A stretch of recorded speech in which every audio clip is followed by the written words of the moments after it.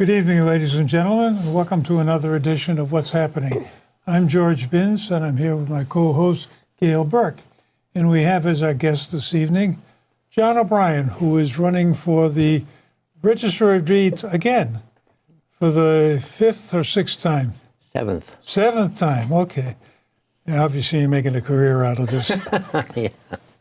And I guess the obvious question is, why do you persist in this job? What's in it that really attracts you? It's funny, I started in politics when I was 19 years old in Lynn. Became the youngest city council in the history of the city. And then in 1976, I ran for Register of Deeds. I love the job. It's become a passion with me. I'm the steward of the oldest continuous land records in the United States of America. And I protect the integrity and the accuracy of those records. And as I've told people, this is my last term. I made that clear last year. I said, this is it for me. And one of the reasons that I'm running this year is because I want to start head first, right on the ground running, because we're going to design a new registry of deeds for the future. It's going to be half the size we have right now. It's going to incorporate the historic records. Some registries store the books off-site. I don't believe in that. I believe they should be available. There's so many things that are going on in the registry. For example, our computer system, which is the state-of-the-art. It's going to be the model for all of the registries of deeds in Massachusetts starting next year. So I have an awful lot to do, and I want to continue in this job because I believe that I do a good job. And as I've said throughout the campaign, no elected official is entitled to their position. You have to earn it. And I think that my record of accomplishments merits people's support. Mm-hmm. Well, I have to ask you, John. Sure. Do you believe in term limits? I don't. I'm going to tell you why. I thought so. I'm going to tell you why I don't. I think term limits come in this case, every 6 years in the election booth. People can determine to hire you or fire you. You know, I find over the years that I've been in this business that people who tell you when they're going to run, oh, I'm only going to run for 2 terms. I think history has proven most times they'll say, oh, no, I got to run for a 3rd term, or I got to run for a 4th term. I think that decision should be left up to the people. But I do want to comment one further thing on this. I'm opposed to eliminating. There's an awful lot of talk going around about eliminating the job of Register of Deeds, taking it out of the electorate. I don't believe in that, because I think any time you take the public's right away from electing a public official, it'll turn into a nightmare, trust me. I deal with Boston bureaucrats. I deal with them. What would they do? Have it be an appointed position? It would be an appointed position. Okay. Now, I can assure you that the Salem Registry of Deeds, which is the gold standard, believe me, and we'll get into that a little later, would become like the Registry of Motor Vehicles. And the example of that is the fact that they tried to move me from our current location, which is on 1 floor, free public parking at minimal cost, into the old Superior Courthouse in Salem at a cost of $50 million and eliminate free public parking. Speaks volumes as to what Boston's mindset is. It's not mine. Well, that brings up the question of, and maybe this might not be an appropriate question for you, but there is a court they knew, and it's empty. So what do you do with it? Well, the new courthouse that they built down the end has the Salem Superior Court and the Salem District Court. Yep. Then next to it, where we used to be, they incorporated it into the Registry of Probate, built a brand new probate. Right. And then the 2 buildings next to it is where they wanted to move me into. But as a former city councilor, I believe that local control is extremely important when it comes to government. And the city of Salem, for example, wanted those buildings back because they want to put them out to bid. They want to put them on the market, get them back in the tax rolls. And they should have let them do that. Thankfully, because of the fight that I put up, and not only me, but 2,000 people who signed a petition who came in the Registry of Deeds, which is an extremely large number of people, state representatives from Salem and the state senator passed a compromise piece of legislation that said, okay, we're going to give it to Salem. You put it out to bids. If a developer comes along and he wants to bid putting the registry of deeds in there, he can do that. But he's not mandated to, because that's what the state wanted. And I can assure you nobody, no private developer is going to put us in there. First of all, the rent would be astronomical. And secondly, the building is so chopped up that we don't belong there. We belong where we are, and we belong. You got to remember something about these people that I deal with. They sit at a meeting and they tell me, we don't care about parking. We're not in the business to provide the public with free parking. And I look at them and I say, well, why are we making it difficult for people to do the people's business? Every one of them that say this have a parking space in the state office garage. Of course. Yeah. And I sit there and I look at them and I want to say, you know, what are you talking about? You're not in the real world. Come down to Salem and see if you can get a parking space in downtown Salem. Whether it's Halloween or not, I know. there's no parking down Well, you there. can't get through town if it's Halloween. No. Yeah. No. But let's go back to what you started to talk about, updating the system. I was noticed there's an article that candidates running for the Secretary of State are getting into a similar discussion over how update is the records, how good is the computer system, and you get to the question of, okay, you put it on a computer system, can somebody hack it? And how secure is the system? So which direction are you going with, are you planning on going? We became the first registry in the United States to go online 24 hours a day, free of charge, with images of all our documents. You can sit in your house and press a button and print and everything else. They're public records. That's the wave of the future. But we have everything backed up. We have them backed up. We have a complete security system. But to answer your question, anybody can hack anything. Yeah. I'm always, you know, they can get in anything they want. We have the necessary and proper firewalls in place so that we feel comfortable. But you always have to have an eye on what the next person out there is trying to do something to. This registry, 20 years ago, won a Smithsonian Computer World Award. First registry to ever win it, and the last registry to ever win it. Now, I know people say, well, you won that 20 years ago. I say, that speaks volumes. We were ahead of the game then, we're ahead of the game now, and we're ahead of the game in the future. Well, what have you done since then? When you say Since we put in the... yeah. I'm glad you asked, because I wanted to bring with me, this is 5 pages of our computerization updates from the day when we started.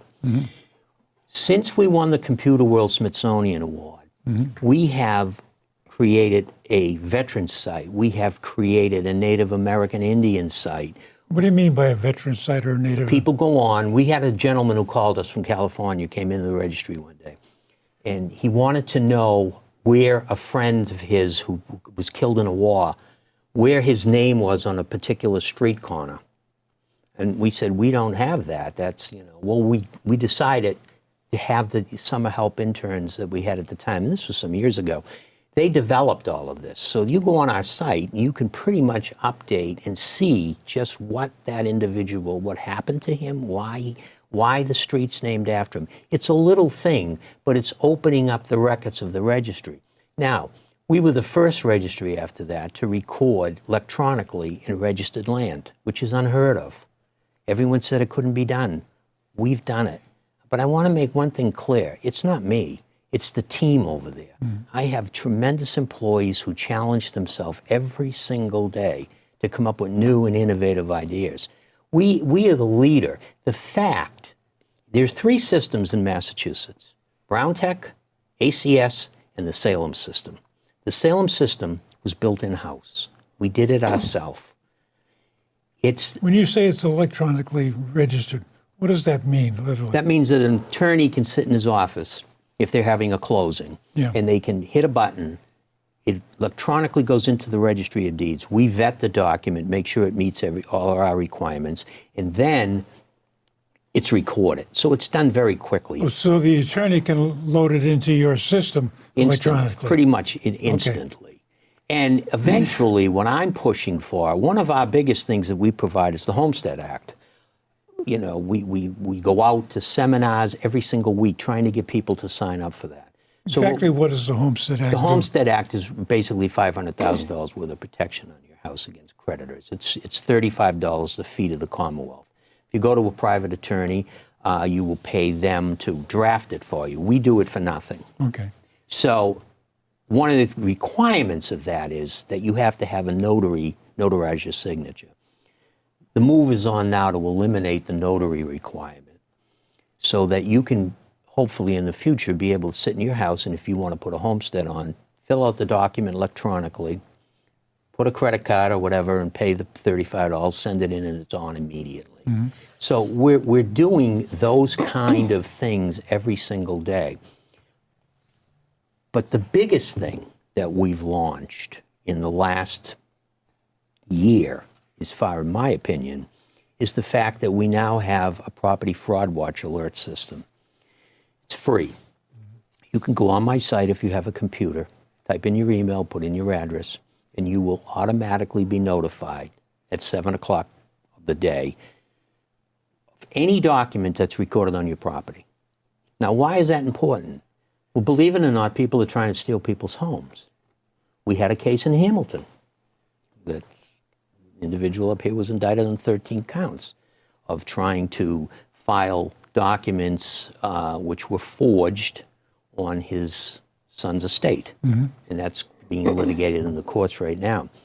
This system, the way we developed it was because it struck me that a lot of people don't have computers. So we said, how are we going to notify them? So all you need to do if you don't have a computer is call my customer service office. They'll sign you up, and when if anything goes on your house, they'll call you, and they'll tell you, and they'll mail you a copy of it. And it's a very, very important program because it protects people. The biggest asset you have is your house. Yeah. Right. And there's scam artists doing everything. I'm sure somewhere along the line you've gotten a letter in the mail saying you need a certified copy of your deed for $85, and it looks like it's from an official government agency. It's a scam. Mm. You don't need to send anybody 85 cents. You can print it in your house for nothing, or you can call my office and we'll mail it to you for nothing. Yeah. I wanted to get record. into a little bit of the controversy you had with the Secretary of State Galvin. Yes. The State Ethics Commission last year said it had reasonable cause to believe you had violated the conflict of interest law by soliciting campaign donations. Right. Tell us about I'm glad what you brought happened. that up. It wasn't with Bill Galvin, by the way. No. He is your boss, right? People in Essex County are my boss. Bill and I Wow. disagree on this. It's a very unique situation. I thought it was the Secretary of State that We used to be county oversaw. government, and then Bill Galvin, we went under the Secretary of State's I office. see. And, Okay. I have my own opinion on that. I believe that as an elected official, I certainly have, I answer to the voters too. I don't, I'm not somebody who goes along just to get along. I don't do that. Okay. Bill and I like Bill. He's a friend. We will disagree on things, and that's the way it should be. Anyone who just follows the line. What happened on this issue, and I'm glad you brought it up, was very simple. I had a disgruntled employee call the State Ethics Commission and alleged that I was basically shaking down my employees for campaign donations.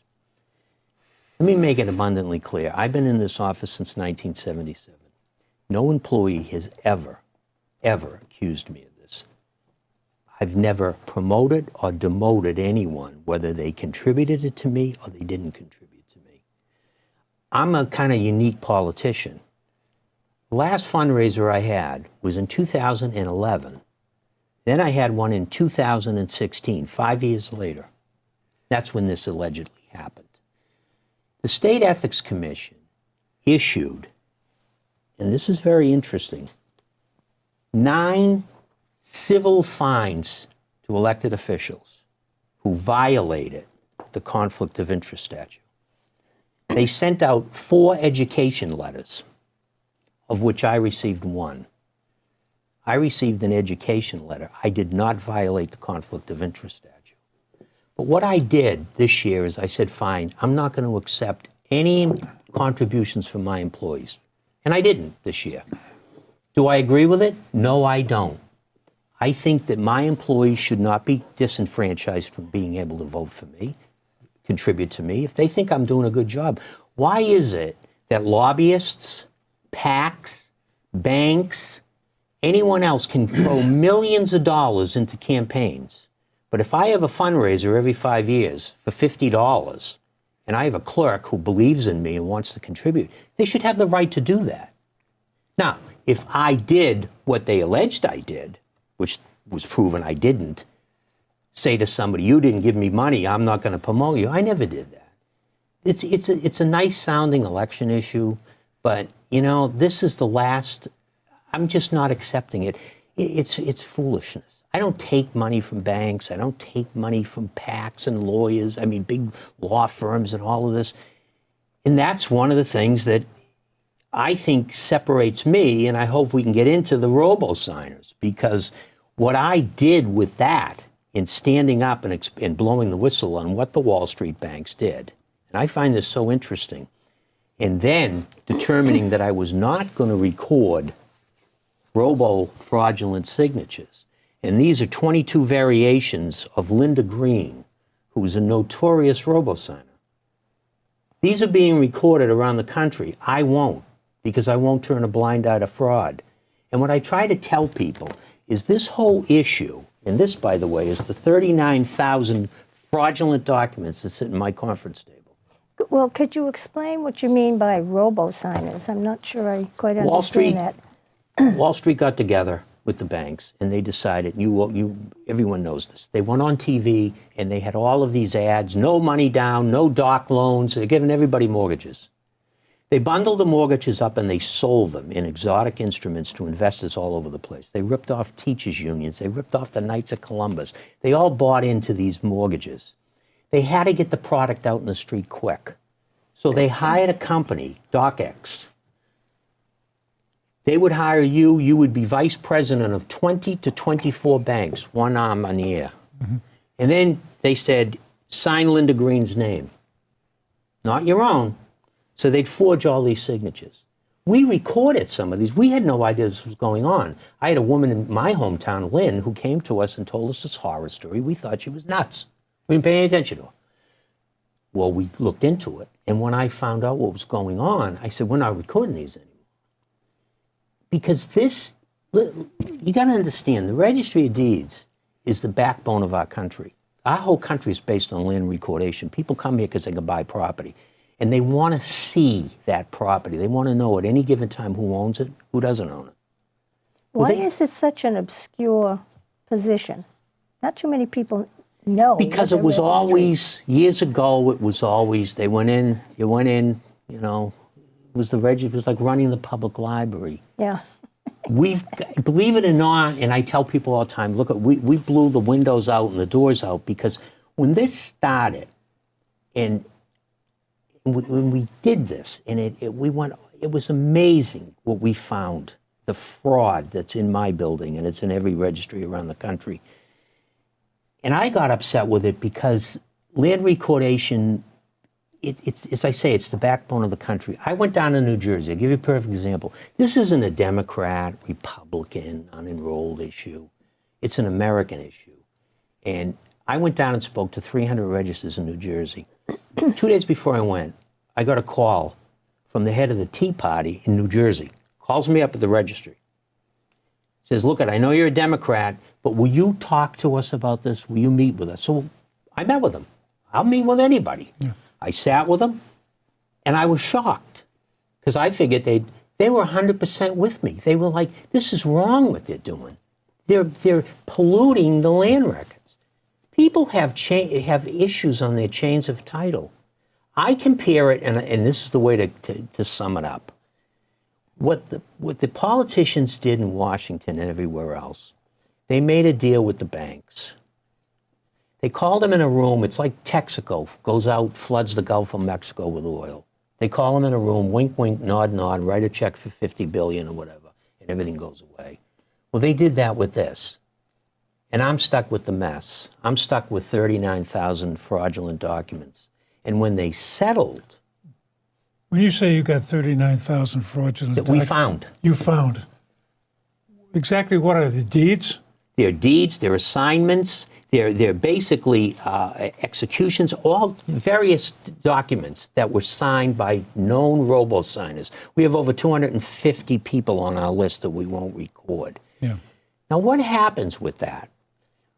So how do you pick up a robo-recorder? Well, I'm glad you asked, because this shows you how great our computer system was. We were the only registry in the country that came up with a program that allowed us to key in the names of known robo-signers and extract them from our records. Well, it wasn't 100%, George. Okay, I understand it, yeah.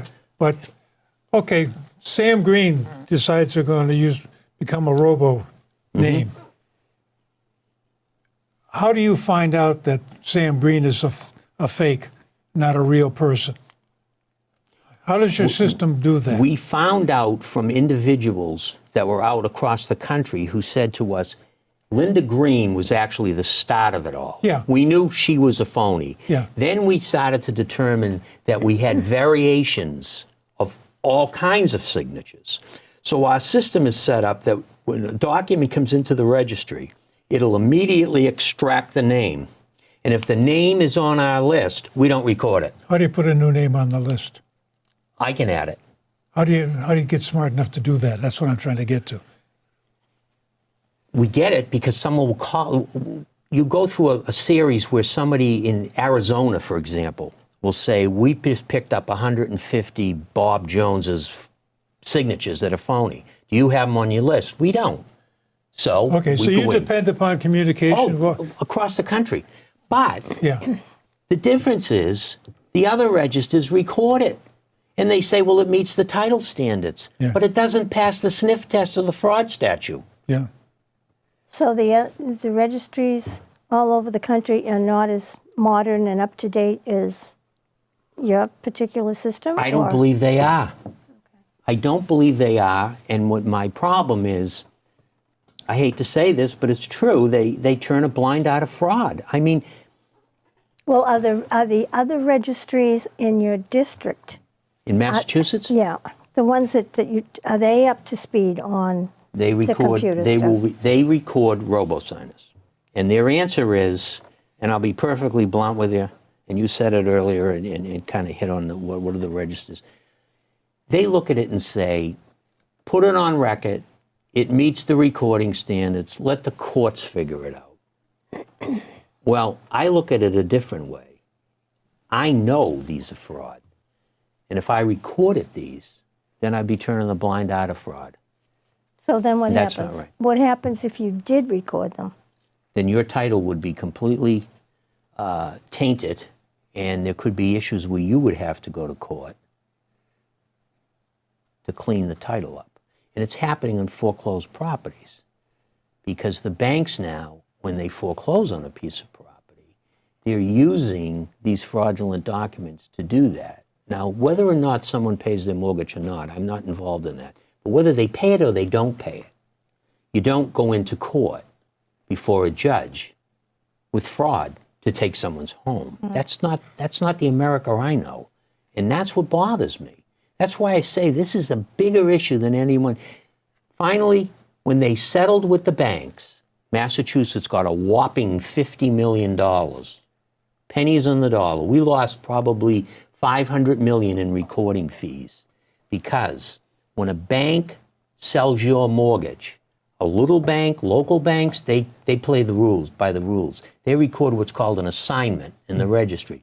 So you know that Salem 5 or Danvers was sold your mortgage to a company in New York. They didn't do that. And every time we lost $75, added up by thousands. Yeah.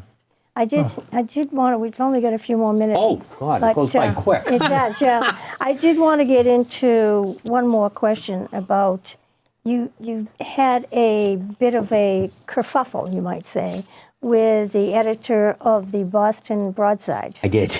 I did. I read about that. And it seems that, I don't know whether you were accused of something, or you accused your opponent, but I know there were a couple of letters in the Boston Broadside, and you were concerned about the title of the article? Yes. What happened was I never heard of the Boston Broadside.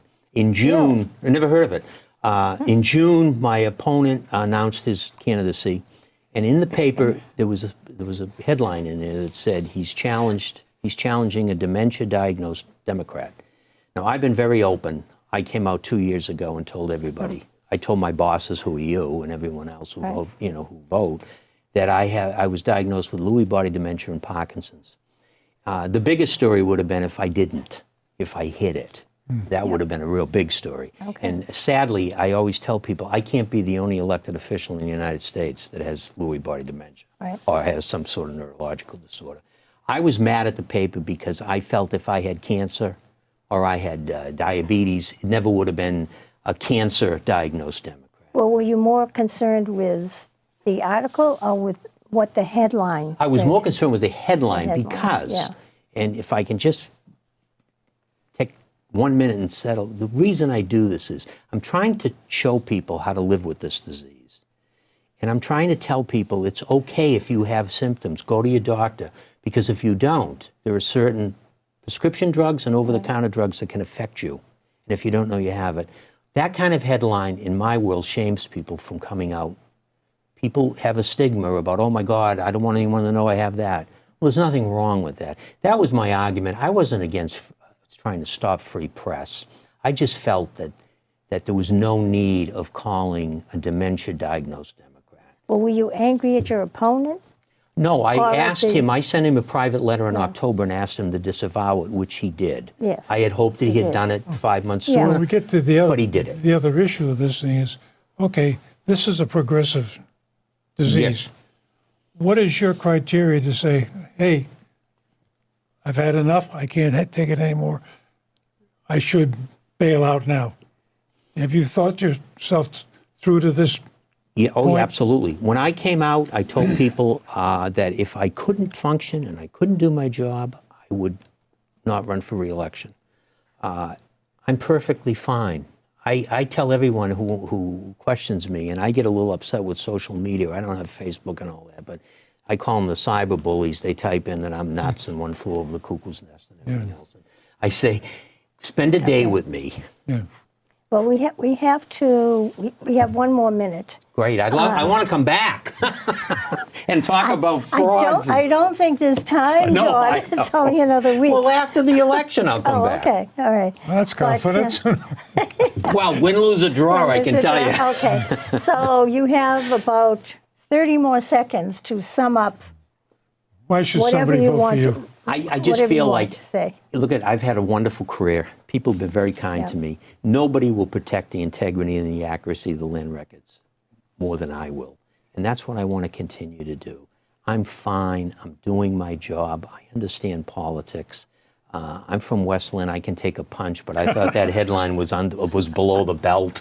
So that's what got my Irish up, because I said, that's not right. Well, that wasn't from your opponent. That No, was no, from, no. you know, No, it was not. And I made that abundantly clear. Yeah. It wasn't Okay. from my opponent. That was from the newspaper. Yeah. But that's okay. That's over with. We're going into the last week. I just hope people will take a look at all that I've accomplished and understand that I'm going to go in there and I want to go and I want to do more every single day, and I will make them proud. Well, Thank you so very much for having me. And Thank you for win, being lose, here. or draw, fight me back. Okay. All right. And good luck. Thank you very much. I hope you stay healthy. Thank you. You too. All of us. I want to thank you all for watching. We've tried to bring you some of the candidates that are running for office. The election is a week away, a week from today.